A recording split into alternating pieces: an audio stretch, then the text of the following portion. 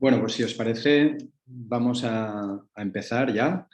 Mi nombre es Jordi Domingo, trabajo en la Fundación Global Nature, aunque soy el único de mis compañeros que, como veis, no tiene fondo virtual porque mi ordenador y el Zoom no se ve que no se entienden y salgo muy raro cuando me pongo el fondo virtual. Pero bueno, bienvenidos y bienvenidas a este evento del Observatorio de la Biodiversidad Agraria. Hoy ponemos punto y final a una etapa del proyecto, pero ni muchísimo menos al proyecto. Lo que estamos celebrando hoy de alguna manera es el final de una ayuda que nos concede la Fundación Biodiversidad para precisamente arrancar este proyecto y hacerlo posible en nuestro país. Lo que queremos es compartir con vosotros y con vosotras los avances que hemos realizado en estos 2 últimos años y también las dudas que nos han surgido, porque como os podéis imaginar, es un proyecto de una envergadura muy importante y no es fácil, ni mucho menos, pero estamos muy contentos de que los que están aquí hoy como panelistas y también como oyentes, por lo que veo en la lista, son lo que consideramos ya amigos de LOBA y por tanto es gente con la que hemos aprendido muchísimo y que nos ha enseñado muchísimo a entender cuál va a ser el futuro de LOBA, cuáles son los aciertos que hemos tenido, lo que muchas veces programados, muchas veces por azar, también los pequeños errores, etcétera, ¿no? Así que vamos a tener una sesión que, como veis por la agenda, tiene una duración aproximada de unas 3 horas y media.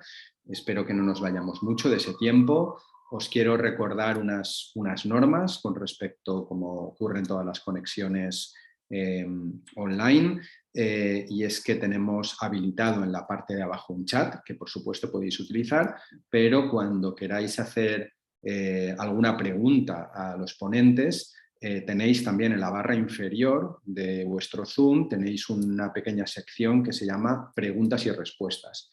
Es el lugar más indicado para hacer las preguntas, incluso podéis votar algunas preguntas de manera que así vamos priorizándole, vamos dándole prioridad a las preguntas que resultan en general más interesantes, ¿vale? Lo digo porque muchas veces la gente utiliza el chat para hacer preguntas, pero es un poquito más eficiente si lo hacemos a través de esa sección específica. Os tenemos que decir también que la sesión se está grabando, ¿vale? Es decir, esto se enviará a todos los participantes por si luego quieren disponer de este vídeo, incluso a la gente que no ha podido participar.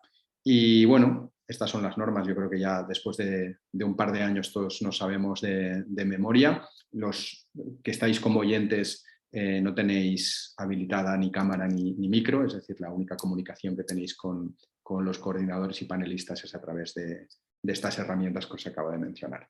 Bueno, pues la sesión de hoy está estructurada en 4 bloques. El primero está dedicado a hablar del futuro de la biodiversidad agraria. Bueno, pues es un tema, desde luego, que va al alza. La biodiversidad se ha convertido en una pieza fundamental dentro del sector agrario y creo que esto ya es imparable. Y vamos a estar debatiendo durante unos minutos sobre este tema desde diferentes ángulos, ¿no? En el segundo bloque lo que vamos a hacer es explicaros el OBA, el Observatorio de la Biodiversidad Agraria. Yo creo que muchos de los que estáis lo conocéis, y para los que no, pues bueno, os lo presentaremos brevemente, también algunos resultados muy preliminares y hablaremos incluso de por qué puede llegar a ser útil un observatorio, ¿no? En el tercer bloque vamos a centrarnos más sobre el concepto de ciencia ciudadana. Yo creo que es obvio para todos que el observatorio bebe de este concepto de ciencia ciudadana y es algo realmente que si la biodiversidad en el sector agrario es algo en alza, yo creo que la ciencia ciudadana es algo que también, en parte gracias a las nuevas tecnologías, pero bueno, tendremos 2 especialistas que precisamente nos desgranarán esos detalles o esas claves, ¿no? del éxito y del potencial que tiene la ciencia ciudadana para construir iniciativas comunes, sociales, incluso ayudarnos a construir políticas, ¿no? de interés para todos. Y el último bloque lo vamos a dedicar a las alianzas. ¿Por qué? Pues precisamente por lo que os decía, es decir, hemos pasado 2 años de inicio del OVA y nos hemos dado cuenta de lo necesarios que es ir acompañados en este camino, ¿no? Hemos tenido que aliarnos, por supuesto, con la ciencia, porque queremos observar bien, es decir, queremos hacer ciencia, no queremos hacer algo que no tenga sentido. Si queremos en un modelo de observatorio, por supuesto, es la sociedad la que tiene que estar participando, con lo cual necesitamos alianzas con el sector productivo, con la gente que sabe de sensibilización y de divulgación, con todo el que se cruce por el camino, ¿no? Si me permitís. Entonces, bueno, eso va a ser la sesión de hoy. Va a haber diferentes formatos, vais a ver charlas, vais a ver debates en los que no va a haber presentaciones y las preguntas que os decía antes las podéis hacer al final de cada uno de los bloques, ¿no? Porque así, bueno, yo creo que se entiende mucho mejor lo que se pregunta y por tanto podemos responderos con más precisión. Así que sin más dilación vamos a pasar al bloque 1 que voy a moderar yo mismo. Este bloque, como os decía, está dedicado a reflexionar sobre la biodiversidad agraria.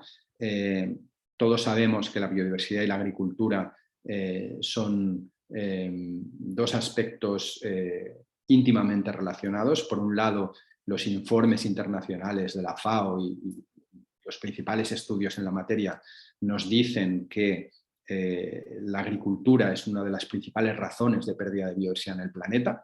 Por supuesto, hay muchas agriculturas.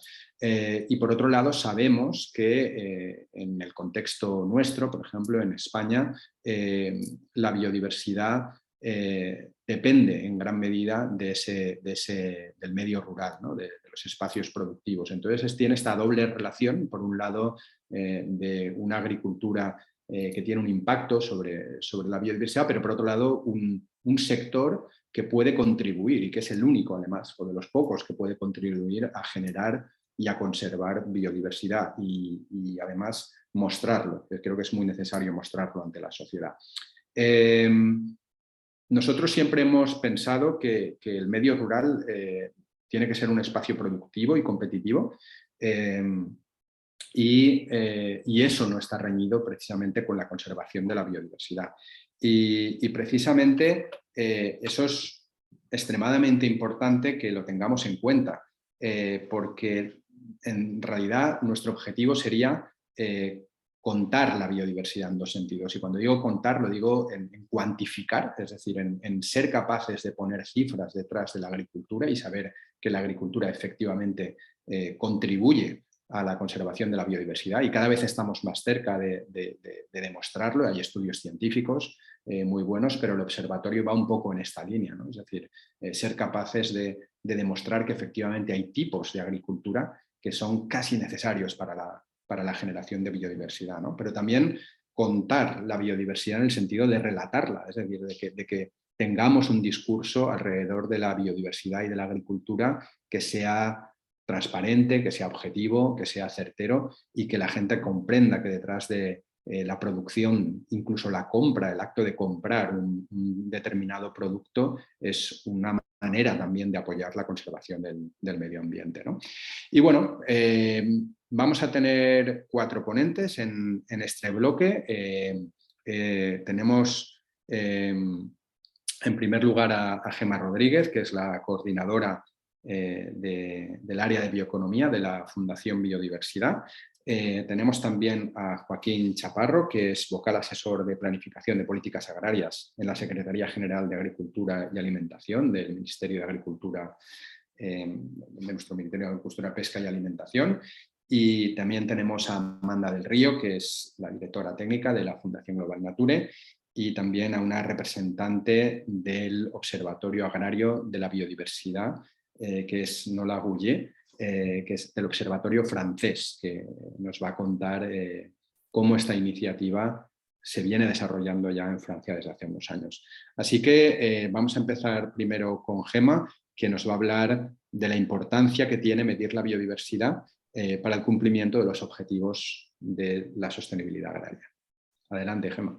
Gracias, Jordi. Buenos días y gracias por la invitación. Lo primero de todo es excusar a Ignacio Torres, que es nuestro subdirector de Biodiversidad y Cambio Climático, no ha podido asistir y bueno, por eso he tenido la oportunidad de acompañaros yo misma, que además prácticamente es uno de los primeros eventos o foros a los que asisto como parte de la Fundación Biodiversidad, lo cual me pone muy contenta por la importancia y el interés de esta iniciativa, ¿no? Para la Fundación Biodiversidad, pero también en general para los retos que comentabas, Jordi.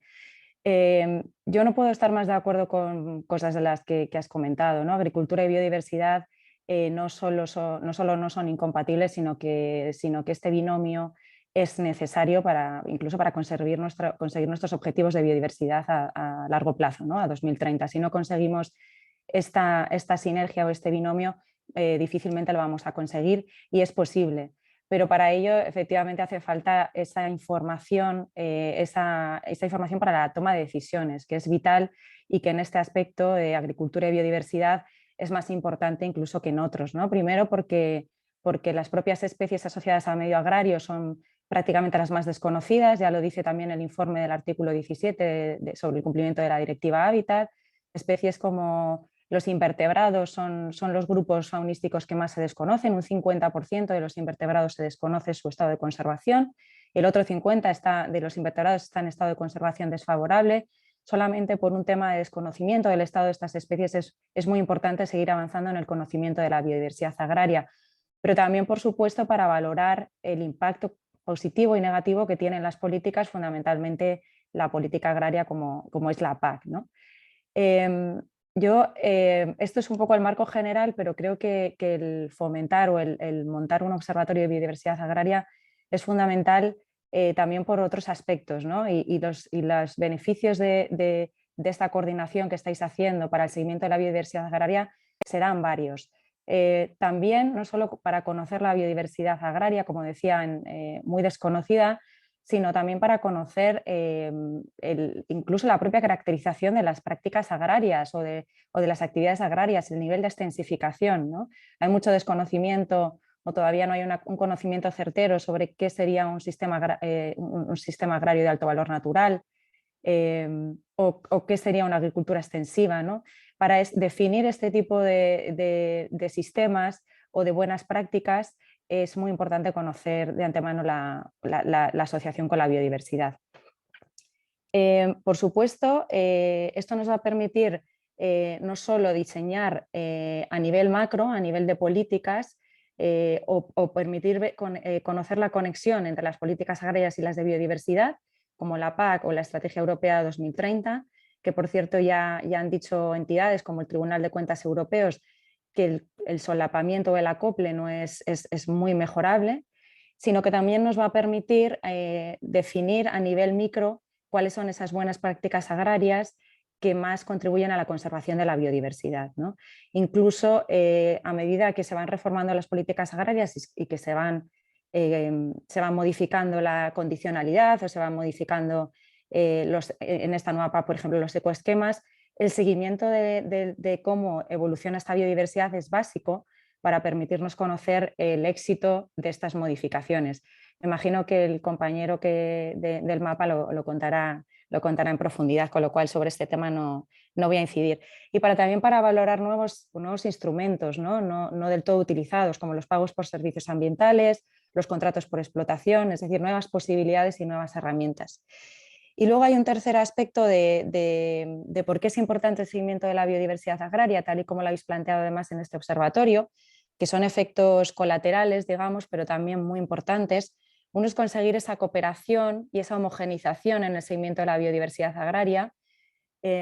Como vosotros mismos sabréis, no siempre se plantea el seguimiento agrario en proyectos o iniciativas o en el seguimiento de políticas de la misma manera. A veces se siguen fundamentalmente los grupos de aves, otras se incluyen otros grupos. Es decir, no siempre hay cierta homogeneidad o cierto acuerdo y el conseguirlo es ciertamente importante.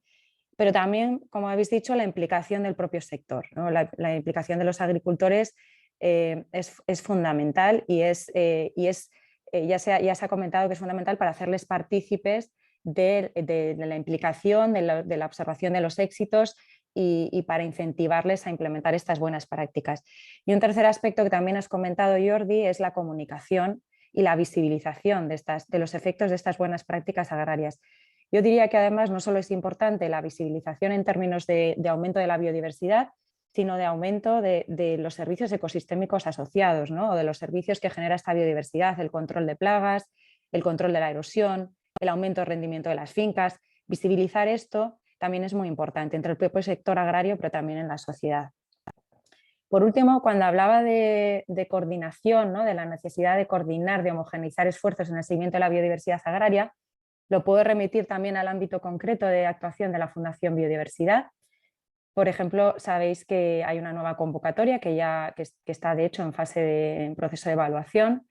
Es una convocatoria muy importante porque por fin, digamos que se juntan aspectos de biodiversidad y usos sostenibles del territorio. Efectivamente, en esta convocatoria la agricultura ha tenido un peso muy importante. Más de la mitad de las propuestas están asociadas a actividades primarias, agricultura, ganadería extensiva y gestión o aprovechamiento forestal.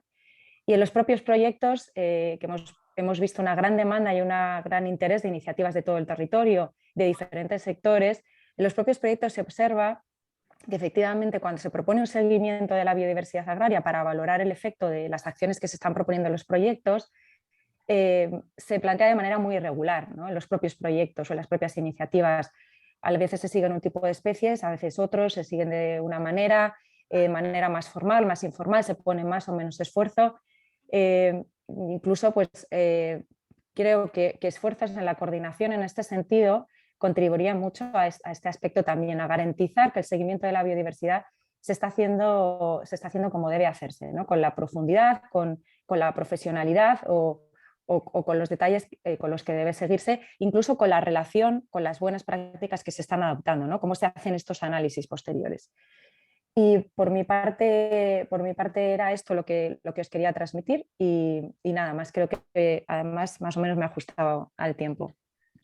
Muy bien, muchas gracias, Gemma. Sí, sí, te has ajustado perfectamente. Me quedo con una cosa que me ha gustado mucho que has dicho y has mencionado el nivel micro y el nivel macro, ¿no? Es decir, y yo creo que eso refleja muy bien cuál es el espíritu del observatorio porque hay un nivel micro que es fundamental y es una de las razones principales por las que quisimos poner en marcha el observatorio, ¿no? Y es porque en el fondo el agricultor y el ganadero necesita esas directrices, necesita un contacto, necesita saber cómo, si sus prácticas agrarias generan biodiversidad y viceversa, cómo la biodiversidad interactúa con la competitividad de su parcela, ¿no? Con lo cual esa información que fluye hacia el productor es fundamental, ¿no? Pero luego ese nivel macro también es fundamental porque de todo eso que aprendemos a nivel micro es donde elevamos todas esas lecciones aprendidas y lo elevamos a conceptos mucho más importantes que tienen que ver con la planificación. Has hablado, por ejemplo, de servicios ecosistémicos, algunos de ellos claves, ¿no?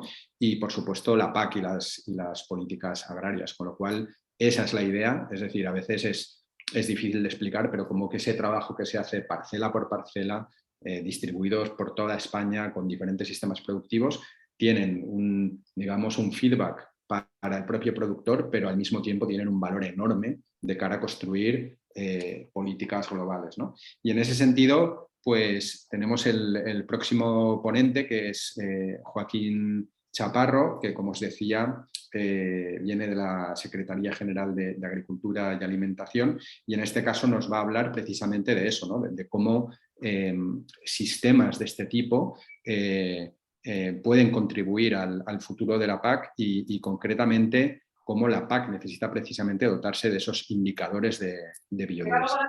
Así que muchas gracias, Gemma y Joaquín, cuando quieras.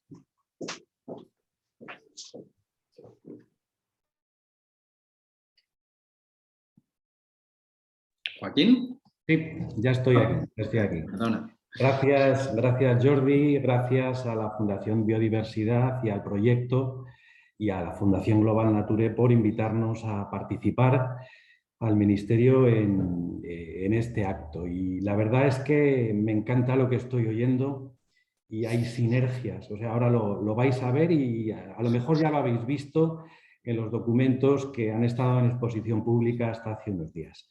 La nueva PAC, que es lo que estamos haciendo ahora en el Ministerio. Estamos haciendo el plan estratégico de la PAC, que empezará en el 23 hasta el 27 y a lo mejor un poquito más allá, pues tiene una gran ambición ambiental.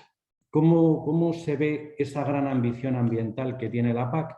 Pues se ve que de los 9 objetivos específicos de la nueva PAC hay 3 dedicados al medio ambiente. Uno dedicado a cambio climático y energía, otro dedicado a los recursos naturales, a preservar el agua, el suelo y el aire, y uno tercero específico dedicado al mantenimiento de la biodiversidad, al potenciar esos servicios ecosistémicos de los que hablaba Jordi y a conservar y potenciar hábitats y especies. Tenemos ahí entonces uno de los objetivos. ¿Cuál es la situación actual de nuestro plan estratégico de la PAC? Y esto lo hilo al final con los indicadores. Al final voy a terminar con los indicadores, pero quiero que veáis todo el proceso. La situación actual es que tenemos un plan estratégico, una versión inicial de plan estratégico, con un estudio ambiental estratégico que ha estado en información pública hasta hace poco. Dentro de ese plan estratégico, ¿cómo lo hemos elaborado? Pues lo hemos elaborado con una descripción de la situación actual, luego hemos hecho un análisis DAFO, después del DAFO hemos identificado unas necesidades para cada uno de los objetivos, es decir, hay necesidades para el objetivo de biodiversidad. Esas necesidades las hemos priorizado y luego, utilizando la arquitectura ambiental, la nueva arquitectura ambiental de la nueva PAC, hemos diseñado las intervenciones. Esta arquitectura ambiental de la PAC, ¿de qué consta? O sea, yo creo que todos lo conocéis, pero dejadme que lo verbalice porque si no a lo mejor alguien se pierde. Primero, una condicionalidad reforzada donde se han incrementado los requisitos para adquirir el pago básico, que son requisitos ambientales. Luego, unos ecoregímenes, que se llamaban ecoesquemas hasta hace poco, pero que por reglamento ahora se llaman ecoregímenes, que son prácticas beneficiosas para el clima y el medio ambiente. Son prácticas agrarias beneficiosas para el clima y el medio ambiente. Y luego están las intervenciones FEADER, las clásicas agroambientales del segundo pilar. Es muy importante esta arquitectura ambiental y es muy importante que podamos hacer un seguimiento de lo que se hace con estas prácticas beneficiosas para el clima y el medio ambiente. Porque llevan detrás mucho dinero y como funcionarios públicos necesitamos cerciorarnos de que el dinero público se emplea para lo que se tiene que emplear. Ecoregímenes. Habrá anualmente del orden de 1.100 millones aproximadamente de euros para ayudas, para prácticas beneficiosas para el clima y el medio ambiente. Del segundo pilar, aproximadamente entre 600 y 700 millones de euros. Si echáis un vistazo, está todo en la web del Ministerio, en la parte de política agraria común, está el plan estratégico, está el estudio ambiental estratégico. Hay 2 ecoregímenes. Uno dedicado a agricultura baja en carbono, que su objetivo son temas de fijar carbono en el suelo, minimizar emisiones, etcétera, etcétera, pero que como secundario tiene beneficios para la biodiversidad, como pueda ser la agricultura extensiva, las cubiertas vegetales en cultivos permanentes, etcétera. Pero luego hay otro ecoesquema con 3 prácticas, que es el ecoesquema de agroecología.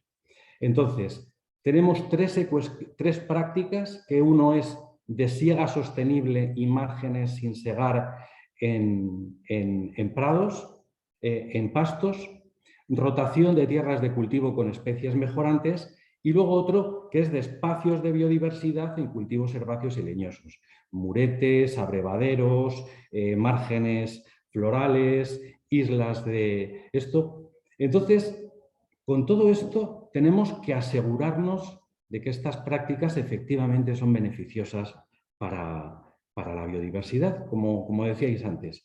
Y además hemos tomado cuenta del informe del Tribunal de Cuentas de 2020, en el cual decía que la PAC no había tenido efectos beneficiosos para la biodiversidad. Y por eso hemos querido diseñar un sistema de indicadores que podamos hacer este seguimiento de la biodiversidad. y desde el macro hasta el micro, porque estamos convencidos de que tenemos que articular ese sistema de seguimiento y evaluación que sea adecuado y coherente con esta arquitectura ambiental y que vaya más allá de los indicadores que nos pide el reglamento de la PAC, que esos indicadores los vamos a tener que dar. Pero por detrás de esos indicadores tiene que haber un sistema de seguimiento en donde nos podamos asegurar de que eso está siendo beneficioso para el clima y el medio ambiente y sobre todo, como estamos en planificación de políticas, si hay algo que no funciona, para poder poner las velas para que funcione, y si hay algo que funciona para poder impulsarlo. Entonces, dentro del estudio ambiental estratégico que podéis ver en la web y que ha estado en información pública, tenemos el programa de seguimiento ambiental. En ese programa de seguimiento ambiental tenemos indicadores de estado, de seguimiento y de evaluación. Y como hablabais antes los dos, Gemma y Jordi, tenemos indicadores a nivel nacional, regional, de cuenca hidrográfica, de cuenca vertiente a masa de agua, de zona y de explotación tipo. ¿Por qué? Porque, claro, el nivel micro es muy importante y el nivel zona también es muy importante, y los indicadores que nos pide la PAC son a nivel nacional, y no podríamos ver el efecto realmente beneficioso de estos ecoesquemas que van a tener un efecto, pues, en determinadas zonas donde se acumulen estas prácticas o en determinadas explotaciones tipo que cumplan estas prácticas. Con lo cual, buscamos caracterizar estos agrosistemas para ver de dónde partimos y tener estos indicadores que nos permitan ver cómo vamos mejorando. ¿Qué es donde estamos ahora? Donde estamos ahora es en conversaciones con el MITECO. Todo lo que hagamos de biodiversidad dentro de la agricultura tenemos que estar de acuerdo con MITECO. O sea, tenemos que estar de acuerdo en metodologías. Tenemos que estar de acuerdo en metodologías. Por eso es tan importante el proyecto este que habéis hecho. Porque ya tenéis metodología, ya tenéis metodologías de muestreo, ya tenéis un feedback de esto sirve, esto no sirve, aquí podemos mejorar de una manera, podemos mejorar de otra. Entonces, toca trabajar con MITECO para acordar metodologías y que no estemos aquí cada uno pues diciendo esto es bueno pues porque lo decimos nosotros y tal y cual, sino que estemos de acuerdo. Os pongo un ejemplo, no está relacionado con biodiversidad, pero me interesa mucho. Carbono orgánico del suelo. Carbono orgánico del suelo, tenemos un ecoesquema con 3 prácticas que va dirigido a eso, y lo que acumulemos de carbono orgánico en el suelo tendrá que tener su reflejo en el sistema español de inventarios. Tendrá que todo eso que hagamos, y ahora mismo pues no hay una metodología clara pues, para estos ecoesquemas, cómo se fija carbono en el suelo. Y para aves y para polinizadores en zonas no nacionales, sino zonales, pues tenemos también esas dificultades. Y cuando no haya metodologías, pues lo que habéis hecho vosotros, Jordi, y que comentabas antes, alianzas con la ciencia. Yo creo que en el tercer bloque, hablando de ciencia ciudadana, pues hablará Mario Díaz. Y ya estamos en conversaciones con el CSIC. Estamos en conversaciones con varios centros del CSIC, entre ellos el Museo Nacional de Ciencias Naturales, para que nos desarrollen metodologías, porque nosotros sabemos lo que sabemos y sabemos lo que no sabemos, para que nos desarrollen metodologías para que estas metodologías sean coherentes con la arquitectura, para que nos establezcan protocolos de muestreo, para que nos ayuden con los controles de calidad y sobre todo también para que nos ayuden en la interpretación de estos valores. Es decir, que tenemos por delante mucha tarea. Y nada, pues esto era lo que os quería contar yo del plan estratégico de la PAC y de cómo lo estamos planteando.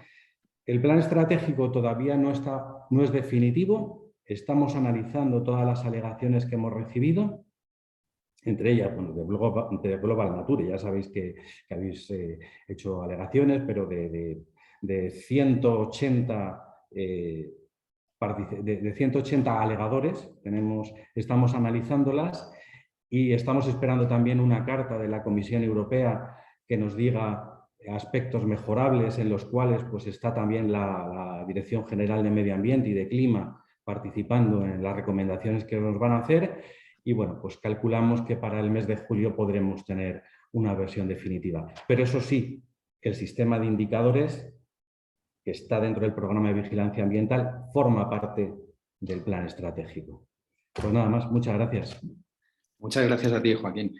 Nada, yo creo que es fantástico oír de esta coordinación entre diferentes partes de la administración y también con la sociedad para avanzar en este tema tan importante como es la biodiversidad en el medio agrario y los indicadores, que es algo que nos obsesiona especialmente dentro de la Fundación, ¿no? Y en este sentido me ha parecido muy oportuno también el que dijeras que hay indicadores que son necesarios dentro de la PAC, porque así se requieren, pero son indicadores efectivamente de un tipo, ¿no? Y nos hacen falta indicadores a diferentes niveles. Yo, por ejemplo, aquí subrayaría que el propio sector, los propios agricultores y ganaderos necesitan también unos indicadores que no son necesariamente los mismos que se van a utilizar para reportar a la PAC, ¿no? Con respecto al funcionamiento de la PAC. Son indicadores más relacionados incluso con la pedagogía, con cómo de bien está haciendo esto a mi suelo, cómo estoy construyendo un suelo. Es decir, no es una cuestión solo de una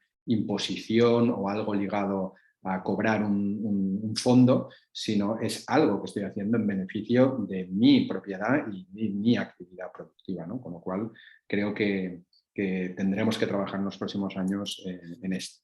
Una parte importante, Jordi, solo por apuntar, que Sí, sí. se me había quedado ahí en el tintero, el asesoramiento. Dentro de la PAC hay una parte de asesoramiento que tiene que incidir en esto, que tiene que incidir, tiene que tener un asesoramiento, por supuesto, productivo, pero tiene que ser también un asesoramiento de mejora y de protección de la biodiversidad. Y en eso es en lo que estamos, porque muchas veces no es que se haga porque no se quiere, sino porque no se sabe. Sí, de hecho, a los que nos conocéis ya desde hace tiempo en la Fundación, nos gusta mucho utilizar una palabra que en vez de asesoramiento es acompañamiento, ¿no? Y nosotros siempre decimos que preferimos acompañar, asesorar, porque nosotros sabemos de lo nuestro, sabemos de biodiversidad, pero el agricultor o el ganadero o la agricultora o la ganadera con la que estamos trabajando saben más que nosotros, por supuesto, de su propio sistema productivo, ¿no? Entonces, es poner todos los conocimientos en el mismo sitio y pensar conjuntamente y avanzar en la misma dirección, ¿no? Y bueno, y en ese sentido, Amanda ahora, como directora técnica de la Fundación, nos va a contar precisamente ese espíritu, ¿no?, de acompañamiento que hay en la Fundación y en el área agro de la Fundación y también la razón por la que se creó este observatorio y qué perspectivas de futuro tenemos, ¿no? Amanda, cuando quieras. Bueno, pues como decía Jordi, en la Fundación en los últimos años cada vez más tenemos un trabajo con el sector agroalimentario, con todo tipo de grupos, no solamente con agricultores que están en las zonas donde realizamos proyectos de conservación, sino que también trabajamos con industrias, con procesadores, con distribuidores y empezábamos a detectar esa necesidad de indicadores que tienen también ellos para poder trasladarle al consumidor una información veraz, basada en datos, trazable, totalmente sólida para que luego no haya un riesgo de marca, que obviamente para cualquier empresa este riesgo es muy grande. Eso nos rondaba la cabeza. Por otro lado, nos aparece siempre en todos los proyectos que trabajamos con ciencia aplicada. También nosotros buscamos al CSIC. Gracias precisamente a este observatorio acabamos de firmar un convenio con el Museo Nacional de Ciencias Naturales, el Real Jardín Botánico y el INIA, en el que queremos que sea esa ciencia la que nos vaya apoyando a la hora de desarrollar esos indicadores. Pero por otro lado, nos hacía falta una masa de gente que nos ayude a tomar datos si queremos realmente producir información a una escala que sirva para alimentar las políticas, la información que es la base de esas buenas prácticas de las que antes hablaba Gemma, ¿no? Realmente esta buena práctica sirve para apoyar a los polinizadores. Bueno, pues ahí con todo eso en la cabeza, más lo que también nos gusta decir es que trabajamos a pie de campo y pensando en la gobernanza, que es algo muy importante cuando tenemos que entender las mentalidades totalmente diferentes de agricultores a título individual, que son a veces pequeños, de esos procesadores, que ya hablamos de unos volúmenes grandes e incluso de multinacionales, bueno, pues entonces pensando en todos esos modelos, gobernanza, ciencia aplicada y a pie de campo, fue que nos encontramos, gracias a una asociación con la que trabajamos desde hace muchos años en Francia, Solagro, y que asesoran al Ministerio de Agricultura francés, han trabajado muchísimo con ellos en materia de PAC también. Bueno, pues nos encontramos con que ellos ya tenían una herramienta que podía servir a este objetivo, que es el observatorio, y que luego ya os contarán nuestros compañeros con más detalle, y de hecho tenemos aquí a Nora que nos hablará del caso francés. Hay dos tipos de indicadores, que estamos hablando mucho de indicadores, ¿no? Indicadores de desempeño, que son esos que ponemos en las propuestas de Fundación Biodiversidad, de número de beneficiarios a los que vamos a llegar, y ponemos 1000 agricultores. Pero eso no nos está diciendo en realidad nada si queremos entender cuál es el resultado de un proyecto en biodiversidad. Para eso necesitamos indicadores de impacto. ¿Realmente estamos logrando que algunos grupos vayan mejor? Ese era, en definitiva, el argumento que teníamos cuando se presentó a aquella convocatoria de Fundación Biodiversidad este proyecto, que como otros nació en pandemia, pero pese a los malos tiempos, creemos que precisamente por todo lo que ha comentado Joaquín hay una gran necesidad de empezar a generar información que nos sirva para tomar decisiones desde la administración, para tomar decisiones desde la empresa y para tomar decisiones como consumidores, porque los alimentos es algo que todos tenemos en nuestra vida y todos podemos elegir esos productos que tienen un mejor perfil tanto en salud como en sostenibilidad. Entonces, bueno, pues por un lado tenemos que la herramienta genera una información que no es para la fundación, sino para todos. Creemos que puede servir a ese objetivo de coordinar y de que sea una herramienta al servicio de cualquier agricultor, de cualquier empresa agroalimentaria, de las propias administraciones. La primera tarea del proyecto fue reunirnos con todas las comunidades autónomas y llamábamos a la agricultura, no llamábamos a la gente de biodiversidad con los que habitualmente nos relacionamos, porque entendemos que ellos son los que luego van a poder realmente utilizar este observatorio. Para eso se han creado muchísimos materiales formativos. Y bueno, en esta línea es en la que nos encontramos ahora, cerrando estos 2 primeros años de aprendizaje, de haber entendido para qué sirve el observatorio y cuál es el siguiente paso que entendemos que debemos dar, con el objetivo de crear valor compartido para todos, para posicionar los alimentos que producimos en España por su valor especial que tiene de biodiversidad, y para entender en momentos críticos como el que tenemos hoy encima de la mesa, ¿no? Con los barbechos, qué va a pasar con los barbechos y las aves esteparias, qué va a pasar con esa producción que se está queriendo ahora hacer, por ejemplo, en Castilla-La Mancha. Esta mañana se hablaban de estas 600.000 hectáreas, pero que por otro lado tiene que ver con los servicios de los ecosistemas. Si aumentamos la producción en suelos que sabemos que están descansando, esos suelos a lo mejor van a tener que recibir más nitrógeno para poder producir, eso va a acabar en el agua, eso va a tener un efecto sobre los polinizadores. La naturaleza son ciclos, los servicios están todos interrelacionados entre sí, y el observatorio creemos que nos puede dar información muy consistente para entender cómo la biodiversidad y los servicios de los ecosistemas están creándose o destruyéndose gracias a la actividad agraria. Así que bueno, no sé si me olvido alguno de los muchos motivos que nos llevaron a crear el observatorio, pero bueno, sí que una cosilla que apunto como último tema, pero no menos importante. Creemos que es importante la formación de la que hablaba Jordi, ¿no? Y que también es una herramienta para sensibilizar, para formar a lo largo de toda esa cadena. Queda mucho camino por andar, porque todavía la gente identifica como biodiversidad osos, linces y grandes aves, y los insectos, que son los aliados más importantes que tenemos en el planeta, no son bichos simpáticos para la gente, y creemos que hay que trabajar mucho en formar desde los más pequeños hasta los más profesionales, en entender cuál es la importancia estratégica que tienen estas especies para nuestro sistema productivo y para nuestro bienestar, en definitiva. Pues muchas gracias, Amanda. Yo creo que muy bien resumido todas esas motivaciones, y la verdad es que a medida que hemos ido avanzando nos hemos ido encontrando con nuevas razones por las que meternos en este gran lío, pero tan bonito al mismo tiempo, ¿no? Y bueno, ahora vamos a asomarnos a una experiencia en Francia. Tenemos con nosotros a Nora Ogullier, que pertenece y trabaja para el observatorio francés, que nosotros le llamamos Observatorio de la Biodiversidad Agraria y en Francia se llama Observatoire Agricole de la Biodiversité, es decir, le han cambiado el orden. Pero bueno, yo creo que es una iniciativa súper interesante por varias razones. Lo primero, porque ya lleva varios años funcionando y yo creo que ahora nos contarán, hay algunos resultados muy interesantes. Y lo segundo, porque en el desarrollo de este observatorio trasciende algo de lo que vamos a hablar, y es esas alianzas, ¿no? El observatorio en Francia está apoyado directamente por el Ministerio, por el Museo Nacional de Historia Natural, por las cámaras agrarias en Francia, que ya sabéis que tienen una presencia muy importante en todas las regiones, en todos los departamentos, incluso también por algunas universidades. Yo creo que va a ser algo que una pequeña ventanita en lo que podemos ver quizás lo que podría convertirse el observatorio en España en los próximos años. Entonces, Nora, quand tu veux, tu peux partager ton écran et on commence. Nora hablará en inglés, ¿vale? Y bueno, pues si hay algún problema y si tiene que pasar al francés pues, o al inglés, pues lo que sea, le asistiremos en la traducción.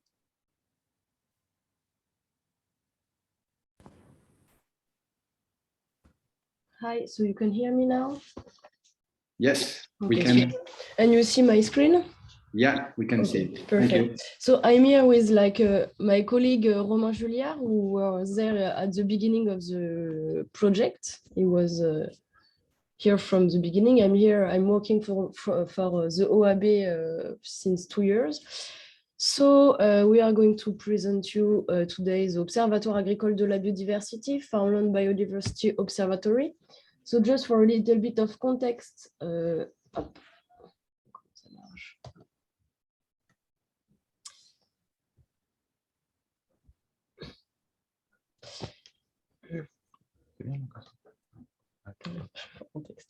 So just to give a little bit of context, this observatory is part of the French network Viginature. It's a citizen science program led by the museum that is interested in common spaces to study how biodiversity react to global change like urbanization and climate change, etc. There is a lot of observatories for example, school and general publics and naturalists and professional. So the observatory is for the professional, you can see it here. There is 3 objectives for Viginature networks. A scientific objective is like the production of large-scale spatiotemporal data to make that makes possible to conduct scientific research.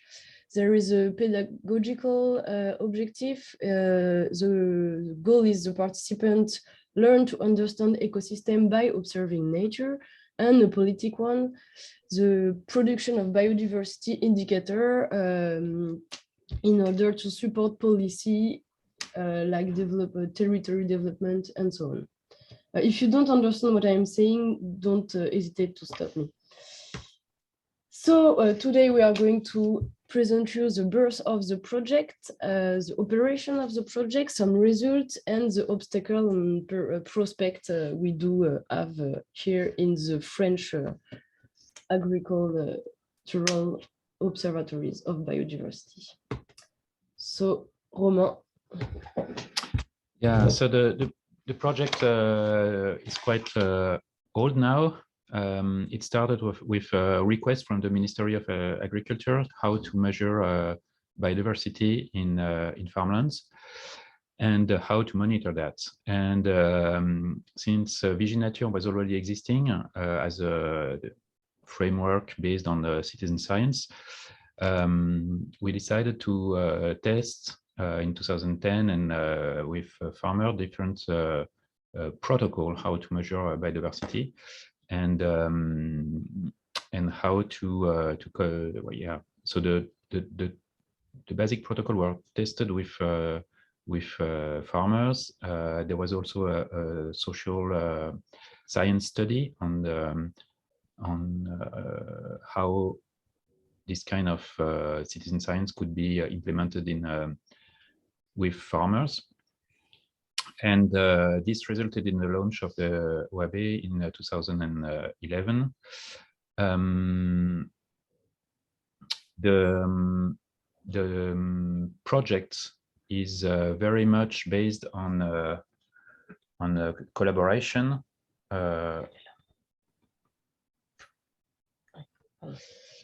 So it's really a partnership at the national level between the museum, which is the kind of scientific coordination, and also the permanent, what is called the Permanent Assembly of Chambers of Agriculture. I don't know what's exactly would be the right translation if you have the same thing in so it's the organization that in every county in France you have this agriculture chamber where you have the state council for advising for farmer, and so that is very useful because you have then a network of possible facilitators for the project, a national network and local facilitation for activating participation. I think this is illustrated in this slide, where you have this organization where you have the circulation of one animation and data. It's a rather vertical organization, even though it's on a it's would like to be more horizontal at some point, where all the advisors come from the national and go through local facilitator and then to participants, and the data do the backward way to the national databases. Anyone? If you want. So here you have a map of the network today, where you have every each symbol is a local organization facilitating the adoption of the different protocols by the farmers. These protocols are in a number of, there's 4 of them. One is on earthworm, one is on soil invertebrates, other soil invertebrates like crabs and mollusks, slugs, and one is it's illustrated with the the lower picture based on solitary bees with nest box.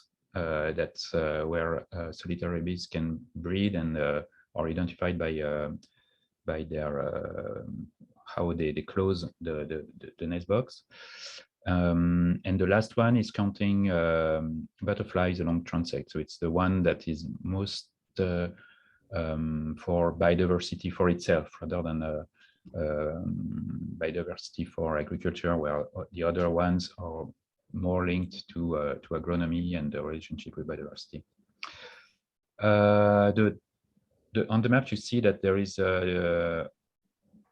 not only this local, this national network of agriculture chambers, but also other organizations, local organizations that take part in the facilitation, even organizations that may not be directly or specifically linked to farmland, like Hunters Association, but also local naturalist NGOs, or various organizations. And each of these local facilitation usually has a kind of sub-project linked to the scheme, and use it to in a way demonstrate locally the relationship between farming practice and biodiversity. That's one of the strong motivation at this level, is to in a way kind to objectivize, demonstrate, I say it, that farmers and farming practice not only destroy biodiversity but also support biodiversity with the rationale that farmers are using protocols to measure that biodiversity, that protocols that were built up and sent by the museum.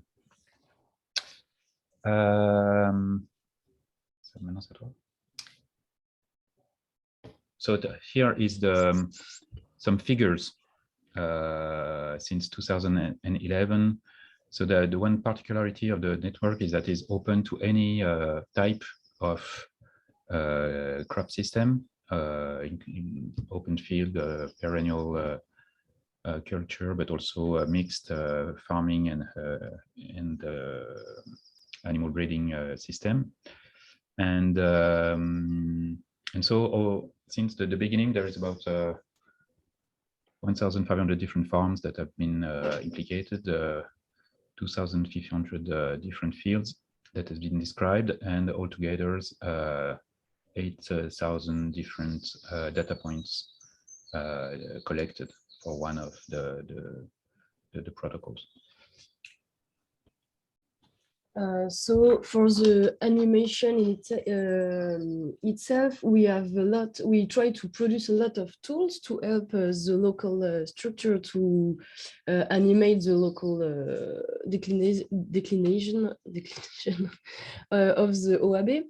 There is, of course, a field guide which explains all the protocols and when you can install the materials, how to observe the taxon and so on. There is the input interface, like the website, which is just new and it's the place you have to input all the data. So all the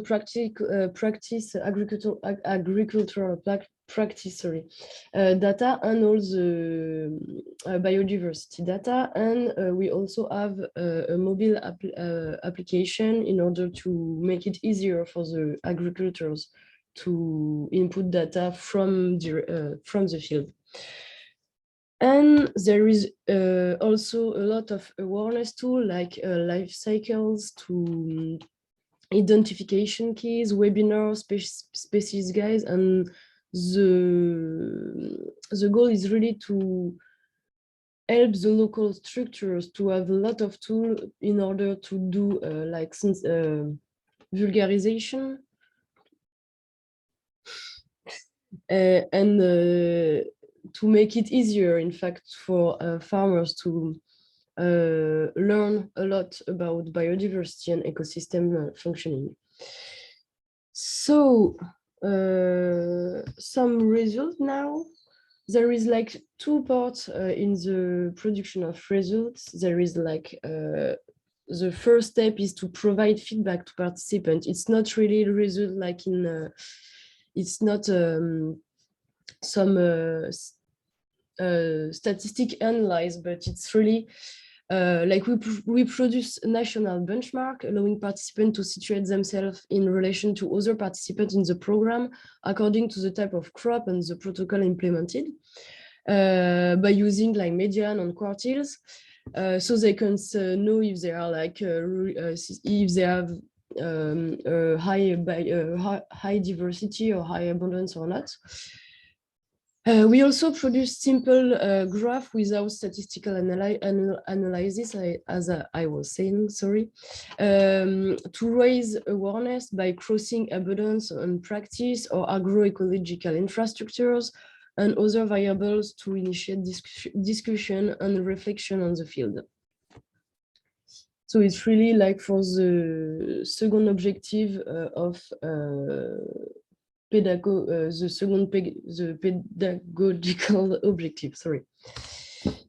And there is the second step, research. So Romain, I let you. Yeah, so that was the result of a PhD thesis that was achieved just last year. So that was really the first time that we open the database and analyze these 8,000 data points. As expected, afterwards, there's a lot of relationship between what has been measured and the different level of practice. One key message is that the data are of sufficient quality to be published in a very good ecological journal. I think it was Journal of Applied Ecology, and another one. On the ecological part, how the biodiversity is distributed and changed, it's modified through space and time, and according to the different practice, and indeed, it's probably the quite unique data set at this macroscopic scale, where you could have a look at the different release as this different relationship. One overall conclusion is that, or result is that flying insects, bees and butterflies, solitary bees and butterflies are overall declining, while for soil invertebrates, it's much more variable depending on the context. Of course, and it was predicted, but for soil invertebrate, it's very much dependent on soil practice and fertilization practice. Here you can see one of the results. It's the different response of solitary bees depending on the effect of adjacent presence of woodlands on the frequency of occurrence of solitary bees, which is strongly dependent on the type of farming landscape. There is a very significant positive effect in vineyards, while it's more a low effect on when you are in meadows, where and even a negative effect of forest on solitary bee activities, which suggests that in vineyards the importance of this natural elements and natural elements for sustaining this population, while in more meadows landscape, there is a kind of own genuine population of solitary bees, most likely a different species, in fact. Okay. C'est toi, mais je peux le faire. So we demonstrate, I think, two positive things. One is that this kind of scheme is able to produce data for research, ecological data for research. And the other one is that the stakeholders implicated in the coordination and animation from the national to the local scale are very interested and attracted and implicated in such things. The limitation clearly is at the farmer level.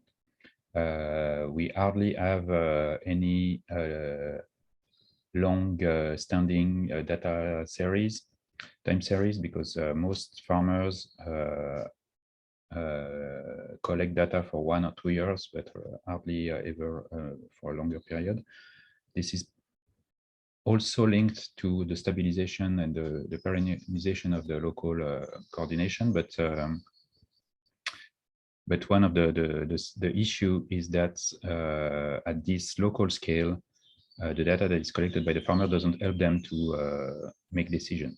It doesn't tell them what to do for the scale of their farm or the scale of their practice. It's very useful at the macroscopic scale and very limited at the microscopic scale.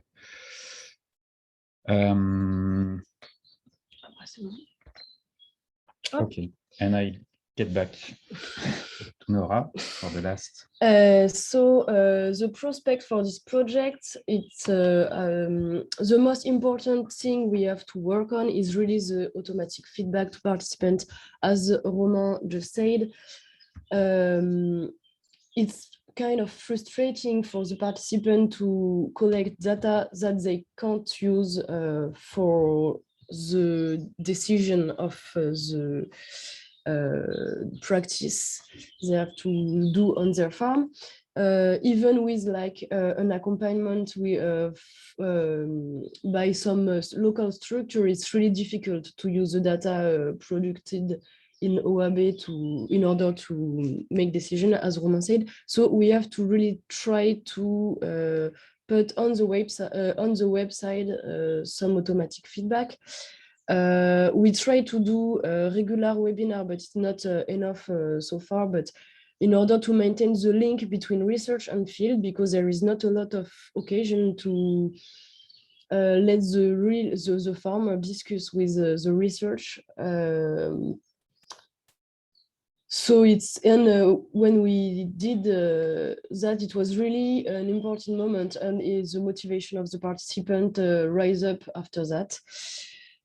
And then we are always thinking about new protocols, like about Flora, for example, or new tools like the application, the mobile application, or there is a lot of other tools we can do, and much more like a new, how do you say, a new partenariat? Partnership. New partnership, and for example, a new project linked to OAB, but not quite the same. But I'm not going to tell more because it's 20 minutes and it's the end of our time. I hope you have understood something, and if you have questions, don't hesitate. Yes, absolutely. We have understood everything. It was very clear. Thank you. Thank you very much for this very inspiring contribution. We already knew your initiative, and actually we took advantage of your experience for building our own observatory. But I was amazed by hearing now other things that we have discovered ourselves with a little of pain, I would say, that you have mentioned, like, for example, the difficulties for engagement, for engaging people. I mean, how much time you can spare and waste with your input interface and your APPs and all those things that afterwards are extremely frustrating for the surveyors. And well, it was the thing about the automatic feedback. It's something that we have to really work on it, because you cannot you cannot make someone commit for a very hard work and afterwards not delivering anything to them very quickly.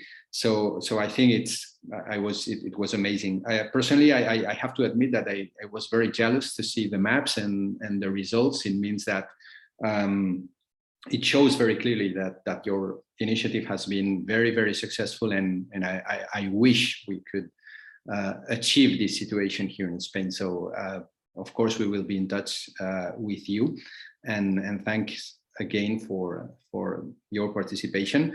I think there are some questions right now, and please be there, and I'll try to translate, okay?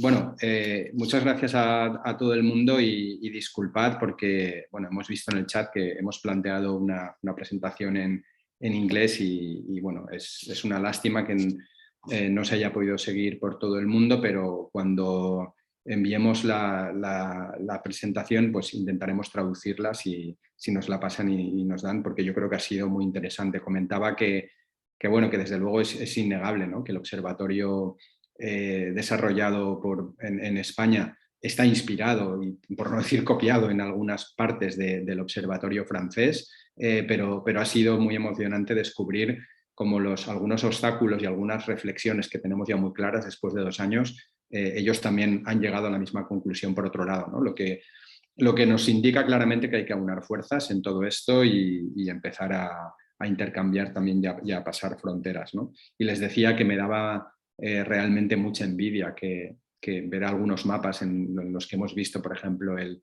nivel de asentamiento que tiene esta iniciativa en Francia, y ojalá en un año o en 2 podamos enseñar mapas similares aquí, ¿no? Como vamos a acabar la sección, vamos a abrir el apartado de preguntas y respuestas. Yo creo que casi todas las respuestas, las preguntas, las podemos dirigir a Joaquín, si no te parece mal. Te hago así un resumen de lo que hay. Por un lado, nos preguntan de una manera muy sencilla y muy clara si los institutos de investigación agraria están implicados en el desarrollo de los indicadores. Por otro lado, nos dice Lidia de la Cruz, nos pregunta o te pregunta si los indicadores de la PAC se van a empezar a medir a partir del establecimiento del nuevo plan estratégico en 2023 o ya se está recopilando información. Otra que también nos hacía Ana Moreno a través del chat, pero que hemos recuperado a través de las preguntas y respuestas, que nos decía que ellos tienen un policultivo con almendros y aromáticas bajo. Al ser la aromática algo que se le quiere sacar rentabilidad, no se le puede considerar como una cubierta vegetal, pero si aún así podrían recibir una ayuda complementaria de la PAC por este policultivo, ¿no? Bueno, lo dejo ahí y luego intentamos recuperar más, Joaquín. Perfecto, pues nada, pues las respuestas son sencillas. Los institutos sí, o sea, Museo Nacional de Ciencias Naturales, el INIA y el MITECO. O sea, yo creo que ahí tenemos institutos para el desarrollo de metodologías y de indicadores, por ese lado. El tema de los indicadores, pues efectivamente todavía no los estamos recopilando. La idea que tenemos es desarrollar metodologías y protocolos durante este 2022 y empezar a recopilarlos en 2023. Ya sé que en 2023 empieza la PAC, pero la biodiversidad, como sabemos, no es automática. Así que durante 2023 caracterizaremos los sistemas y veremos la línea de base de los indicadores para luego poder ir viendo la evolución. Y el tema que comentan del policultivo, pues efectivamente, tal y como está planteado los ecoesquemas, pues esto no entraría, pero para aromáticas sí que hay ayudas del segundo pilar de FEADER de las agroambientales. No sé bien dónde está esta explotación, pero dependiendo de la comunidad autónoma en la que esté, por ejemplo, Castilla-La Mancha tiene una agroambiental para plantas aromáticas precisamente porque se reconoce el beneficio de la biodiversidad. Y he querido ver una pregunta dentro de preguntas y respuestas sobre un tema de mucha actualidad que acabo de recibir un correo del sindicato de Aurora de las Heras. Sí. Acabo de recibir un correo del sindicato agrario, comunican que con la nueva situación de guerra los barbechos se pueden cultivar y utilizar fitosanitarios. Escuchando estas iniciativas, la realidad va por otro camino. Bueno, yo creo que esto merece una explicación. Estamos viviendo una situación excepcional, absolutamente excepcional. Y ante esa situación excepcional se ha tomado esta medida totalmente excepcional y temporal. Pero no hay que perder de vista que la ambición ambiental de la PAC, no solo la española, sino a nivel europeo, con el Pacto Verde Europeo, con la estrategia de biodiversidad que habéis nombrado antes, con la estrategia de la granja a la mesa, con la estrategia de contaminación cero a los recursos, siguen vigentes, pero ante situaciones excepcionales se toman decisiones excepcionales. Entonces, la realidad nos ha sorprendido, se ha tomado esta decisión, pero la realidad también es que tenemos en la cabeza esa perspectiva de ambición ambiental. Mari Carmen Pereira también nos hace una pregunta en la que nos habla si además de medir de tener indicadores de biodiversidad, también la PAC tiene indicadores en la calidad de los alimentos. No sé, es una pregunta que te lanzo a ti también, Joaquín. No tenemos indicadores en la calidad de los alimentos, no llegamos hasta ahí. Vale. Y ahora sí que tenemos dos preguntas para nuestros compañeros del Observatorio francés. So, Nora and Romain, we have questions for you. The first one is if you have any mechanism or advice for being more efficient in reaching, in delivering scientific knowledge to farmers. This is the first one, and this is the first one. Let's go for the first one.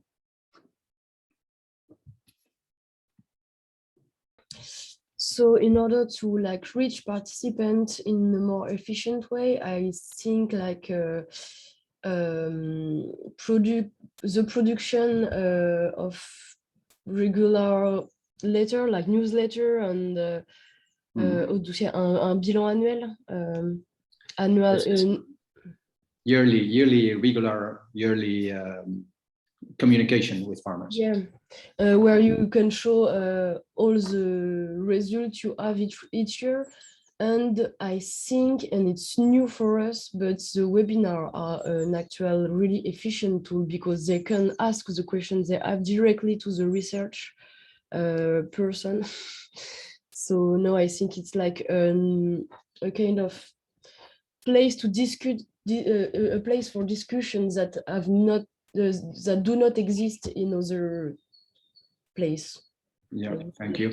Pues bueno, lo que nos dicen es que sí, que el tener un contacto regular con los observadores y por tanto agricultores y ganaderos es fundamental. Ellos lo hacen a través de newsletter o este tipo de contacto decía anualmente, y algo que quieren explorar y que es nuevo para ellos, que es el tener algún mecanismo para tener un intercambio casi en directo, ¿no? No sé, algún tipo de plataforma o de foro, entiendo, donde esto se pueda producir. Mi compañero Guillermo de la Fundación también tenía una pregunta para Nora y para Gaumont. Guillermo, no sé si quieres hacerla en directo, tú que tienes micro. Sí, saludos, muchas gracias. Nora, I would like to ask whether your developments and your results have influence in local management plans or national management plans for agronomy. Like if your results have convinced someone at the administration or some farmers association to change what they are doing towards more pro-biodiversity agriculture. Traduce, Guillermo, por favor, la pregunta. Sí, le preguntaba si sus resultados han conseguido influir a nivel local o nacional para que se incluyan en las estrategias locales o nacionales manejos agronómicos diferentes y si sus resultados han logrado que ocurra un cambio, sea dentro de la administración o entre los agricultores. Yes, go forward, please. Yeah, I think not directly, you see a decline in solitary bees and you take action for that. But indirectly, there was one very significant thing that occurred is that